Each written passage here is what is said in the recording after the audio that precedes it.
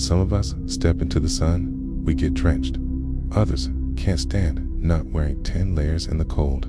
Some cough terribly in dry places. And many of us suffer from 1,000 different allergies to flowers, bugs, and much more. I'm sure you experience various climate and environment-related difficulties, just like the examples I mentioned. For instance, I have allergies to cats and dogs, eggplant, and even sunlight. So why have nearly everyone on Earth, for centuries, suffered from these ailments? If we're part of the same group of living creatures, why don't we, like them, have bodies that withstand these external factors far better? More than that, how is it possible that humans are simultaneously the smartest beings on this planet and yet among the most fragile? Our way of life, our development, our physical traits they sometimes feel like we don't truly belong here.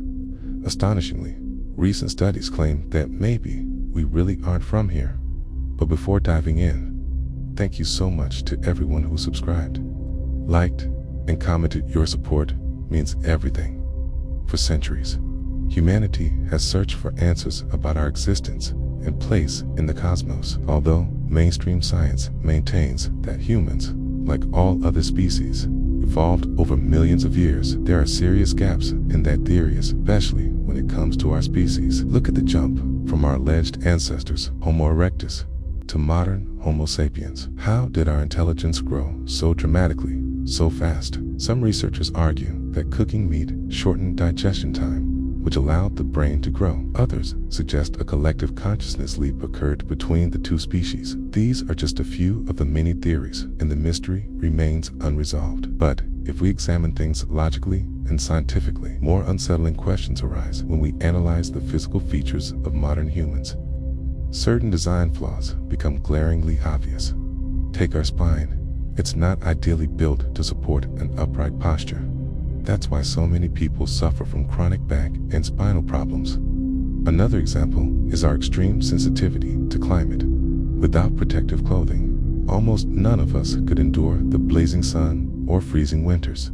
You don't have to live in the Sahara or the Arctic. Spend just one night naked outside in a moderate climate, okay? And you wouldn't survive. Some claim that humans once had fur that later disappeared, but that explanation doesn't quite add up. Other animals retain fur that protects them in both heat and cold. Curiously though, in colder climates, animals have denser coats, while humans in northern regions often have very little body hair. Our immune system is shockingly weak compared to many other species. Once humans settled down and started living closely with animals, infectious diseases and allergies became a constant threat. We have thousands of illnesses and allergies, yet our bodies have never developed perfect protection otherwise. Okay, many of us would succumb before recovery. Perhaps our most profound oddity is in reproduction. No other species wears out its body before, during, and after pregnancy quite like humans do. Our spine, our tightly packed ribs, they make pregnancy exhausting. And in late pregnancy, the baby's pressure on internal organs can even restrict breathing. After birth, the process doesn't end. Humans are born utterly helpless. Unlike many newborn animals that quickly walk, feed, and survive on instinct, human babies cannot protect themselves, feed themselves, or navigate their world. It takes years to learn everything. We're possibly the most vulnerable and dependent species on Earth, and that's just scratching the surface. There are many more peculiar details.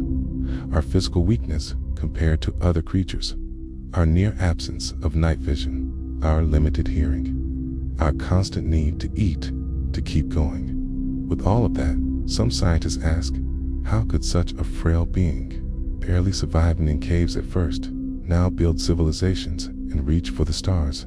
Here is where things get really mysterious. A growing theory suggests we might not be entirely of this world.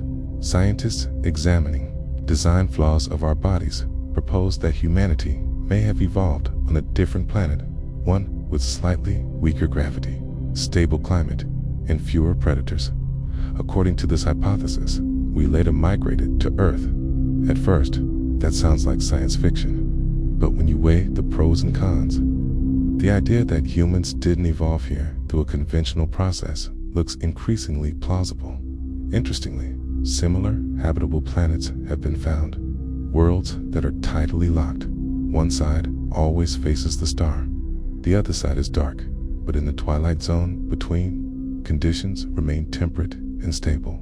On such a planet, humans might have evolved without needing thick fur, sharp claws, or heightened senses. And now, an even more controversial theory, the ancient aliens theory, which I personally find compelling.